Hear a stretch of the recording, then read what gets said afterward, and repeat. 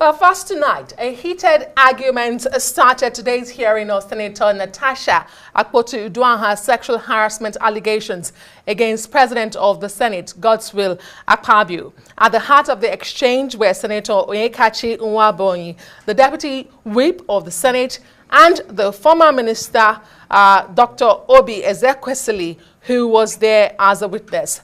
They became extremely hostile to each other, and it eventually degenerated into a shouting match, with both sides raining insults on one another. Take a look. Shut yourself. Shut up and take him out. Smell him out. Smell him out. Look like a dog. Look at you. Big fool. Fool at 70. Fool at 70.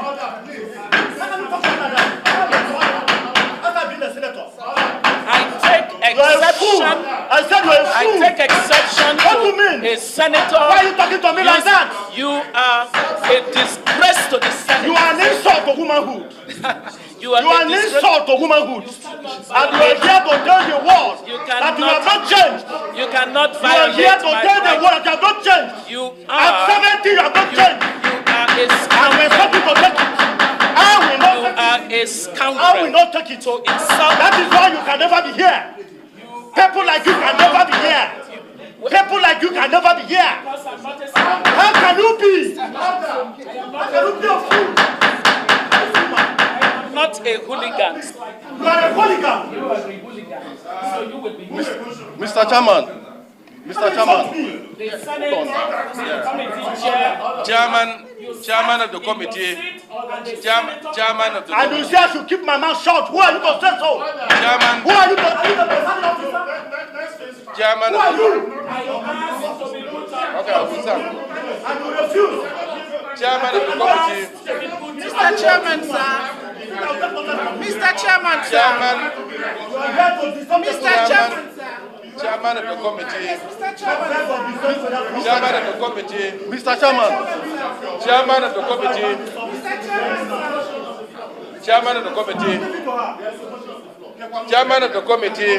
Hello. Chairman of the committee. Hello. Chairman of the committee. My distinguished colleagues and the petitioner and those who came to defend the petition. I am Senator Dicket Plan. I move a motion that we adjourn this meeting because... Well, we'll speak to Senator NWEBONYI in a few minutes, but first, let's take a look at what Dr. Ezekwesiri had to say a little earlier on prime time. Senators still insisted that, in fact, the word they used was, we were serious, we do serious things here. We don't have time for unserious things. At which time I had my hand up and I said, I actually think that that's a wrong use of word. We are not unserious people. And this is a serious matter. And, many conversations carried on. Eventually, the Senate Ethics Committee decided that, based on the fact that the petitioner was saying that he wasn't going to go into his main petition until they assured him on the two objections that he had, they said, and that it meant that we were not ready to engage on the matter. And then suddenly also said, oh, by the way, this matter is sub judice because there are two cases in court.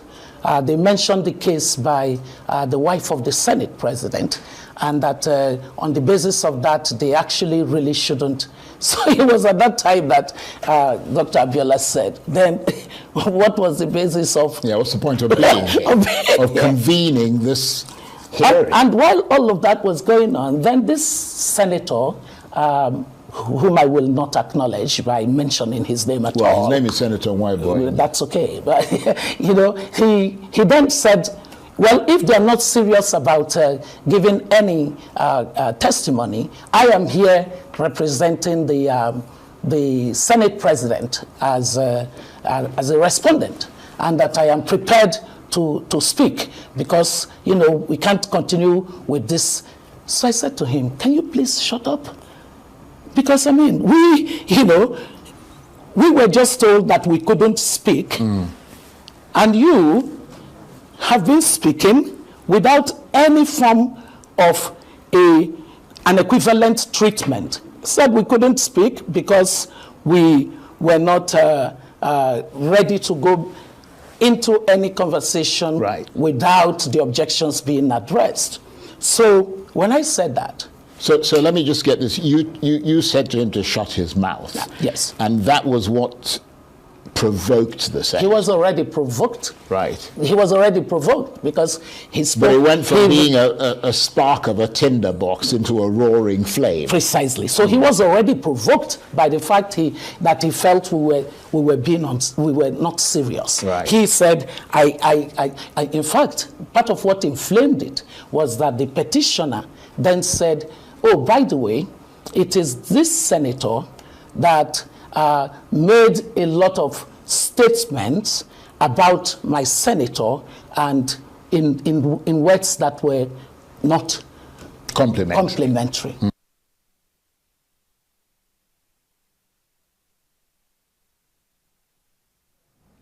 Well, Dr. Oby Ezekwesiri a moment ago on Prime Time with Charles Anyogolu, and for a fair, balanced report as we do here on the Rise News, let's bring in Deputy Chief Whip of the Senate, Senator Onyekachi NWEBONYI, for his response.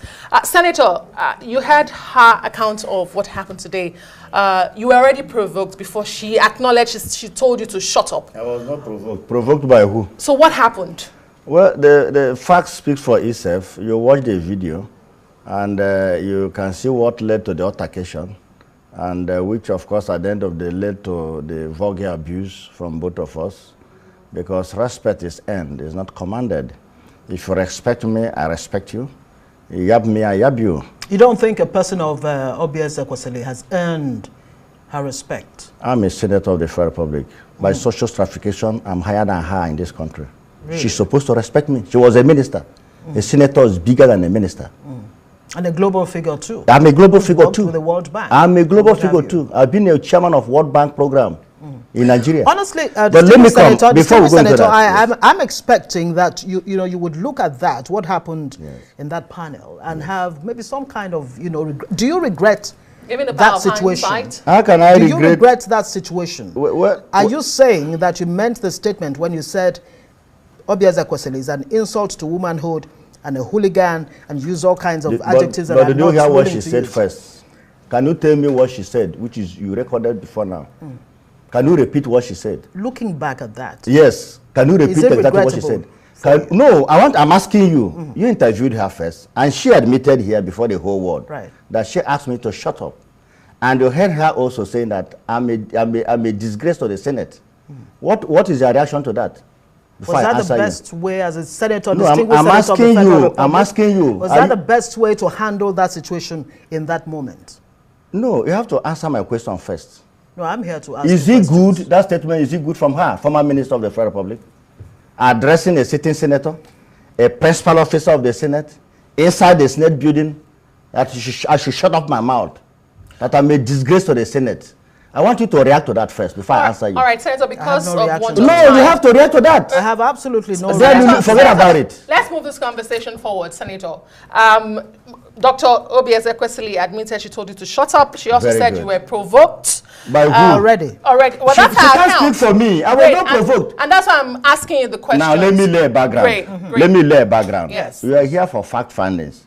What happened was that we were all there to prove our cases. She was for the complainant, which is Senator Natasha. They were called upon at the first instance to be on oath so that they can testify. She said no, she can't be on oath. The same thing with the lawyer that she came with. At the end of the day, I now said to the presiding officer that if they are not ready to go on improving their case, that we are ready to put up our defense, because they have also served us with the petition, with an affidavit. And I was addressing the presiding officer I was not addressing my sister, Oby Ezekwesiri. I was addressing the presiding officer. If what I'm saying is out of point, it is the presiding officer that will rule me out of order, not a co-witness like me. So that is what I'm saying. Respect is earned. She has no right to talk to me. And to talk to me in that way, for me to shut up my mouth, it means that she's not mature. Okay. She got to her level by accident. Senator, because she's not here to now defend herself again, Senator Nwabai. She has admitted publicly, and having done so, I commend her. And I must tell you, I regret my choice of words to her. That's because fantastic. she's old enough to be my mother. Great. She's old enough to be my mother. But like I said, it is an action that brought up my reaction. But having admitted publicly that she said so, I give it to her. That's the spirit. And you have also admitted that she's your sister. You've called her your sister twice. Of course, she is. But let's go back to this hearing. This hearing was about a fresh petition from Senator Natasha Akpoti-Uduaghan. But it ended abruptly because of the shouting match we saw earlier, unfortunately. No, it's not true. You didn't watch to the end. So what happened? They had a ruling. There was a ruling. Why that ruling? Well, the ruling is that at the end of the day, if you present a petition and they're unable to prove it, they raise the issue of bias. That the committee is biased. And we also looked at our rules. If somebody is before you, is raising the issue of bias, you shouldn't continue. And moreover, going by our rules, if a matter is already in court, we are handicapped. We can't go into the hearing of the matter. So we said, okay, hence the matter is in court, let's wait for the court of law to adjudicate on the matter before we can go on. So that was our ruling, and everybody dispersed. And so when would be the next sitting? When, I mean, you've crossed all of this after court ruling. The matter is in court. After court ruling. Okay, let me still, you know, coming back. Of course, the issues are very, very important, very germane. Yes. Let's talk about the fact that within the last 2 months, okay, let's just say since February, you've had, you know, situations where you've had some kind of face-off, you know, with women. Aren't you concerned that, you know, Nigerian women may be put off from, you know, going into politics with all the events, with the Natasha situation, and now you have, you know, Ezekwesiri and all other issues? Are you concerned about that? Well, the fact is that I'm one of those senators that have been supporting women emancipation and women participation in politics.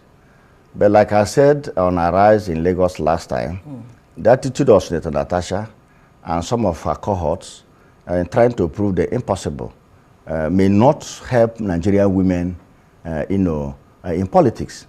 Because nobody, no man, as I speak to you, I'm a very open person, no man will be willing or bold enough to appoint a woman to be close to her in the office because of likelihood of raising false alarm, just like Senator Natasha. And that goes to the past of Senator Natasha. This is the same woman. You're concluding there's a false alarm. It's a false alarm. It's complete falsehood. Because I was there on the alleged date of 8th day of December 2023, when the alleged sexual harassment took place. I drove with Senator Natasha. I was the closest person to Senator Natasha because the husband is my friend. We drove in the same vehicle from Victor International Airport to the house of the Senate President. I was on the front seat, while Natasha and her husband was at the back seat. When we go to the house of the Senate President, we were entertained by the Senate President with the wife and the children, with over 20 senators. There was never a time the Senate President harassed the Senator Natasha sexually. That is just my annoyance. I was there till the end of the day. At 12 midnight, we all sang Bedo's song, you know, in honor of the Senate President. And at the very end, I drove in the same vehicle with Senator Natasha and her husband back to 4 Points Hotel, Ikotekbene. There was no iota of sexual harassment either from the Senate President or from any other person. So you were with them all of 24 hours? True. 24 hours of the day? True. In the morning, I woke up with the husband. We had a walk around the hotel. There was no such issue. On the following day, she made a tweet in Twitter commending the Senate President, thanking all the Senate, because she was about 2 months old. She was even afraid of coming to the Senate President. She was very new in the Senate, so she was still learning the ground. So that's why when I speak on top of my voice. Even because the holding this of is hands, even the holding of hands. There was nothing like that. She did say they walked ahead of others. Were you also there when they walked ahead of others? I was there. She was always with her husband, holding hands with her husband. And let me ask you, who is that man that will toast another person's wife in the presence of the husband? In your family house. You know, when you want to cook up lies that are believable. Are you saying it's impossible, totally impossible? That is it not that it is impossible, it's just that it never happened. And she knows that. Let me tell you. Do you know the cause of this false allegation? Because she lost a committee chairman on local content, which she may, for her reasons, very comfortable with. And she called another senator, telling the senator that he should tell the Senate president that if he fails to return her as chairman Senate committee on local content, that she's going to cook up an allegation against the Senate president.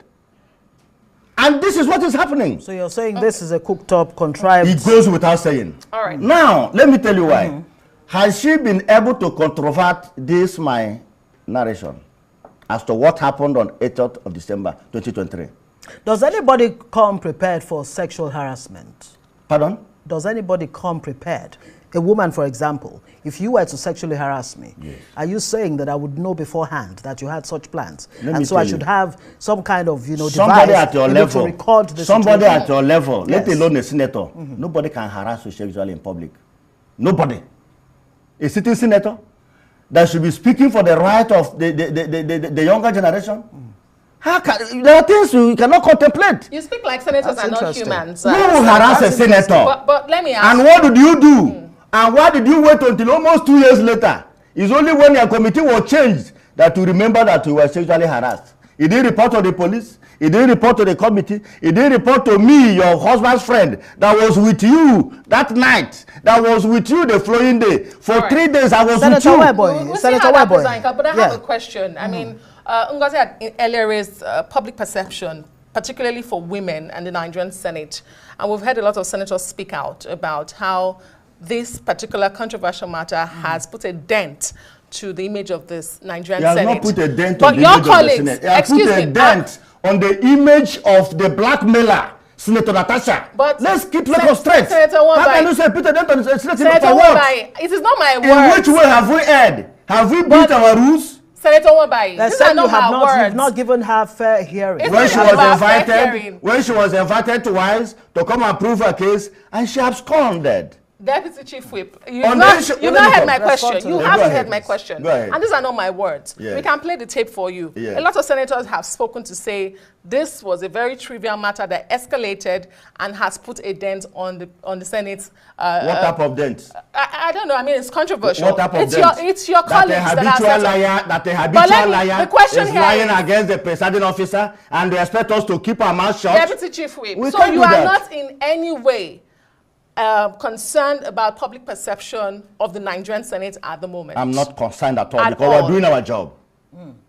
Not even the perception. We're doing our job. Not even the perception, distinguished senator, that all these things are being fed by the opposition. Can't you see them? Hold on. Can't you see people behind it? Aren't you concerned too that you know, the world may be looking at Nigerian men as you know, condescending and bullying of Nigerian women? It's not true. We have replied her. She went to BBC. I replied them on BBC, and they have the facts. Anywhere she has gone, I've replied her, following her up to clear the coast and let the world know. Some Nigerians are asking for disciplinary action against you based on, you know, today's based on what? Yes. Based on what? They should first ask for disciplinary action against Ezekwesiri for asking me to shut up my mouth. All right. For saying that I'm a disgrace to the Senate. Let them discipline her first. Okay. We'll have to leave it there. Senator NWEBONYI is Deputy Whip of the Senate. Thank you for joining us. God bless you. Well, I expect you to protect the truth. Well, that's what Thank you very much. That's why we're here. That's why we got you here. We're listening to both sides today. Absolutely.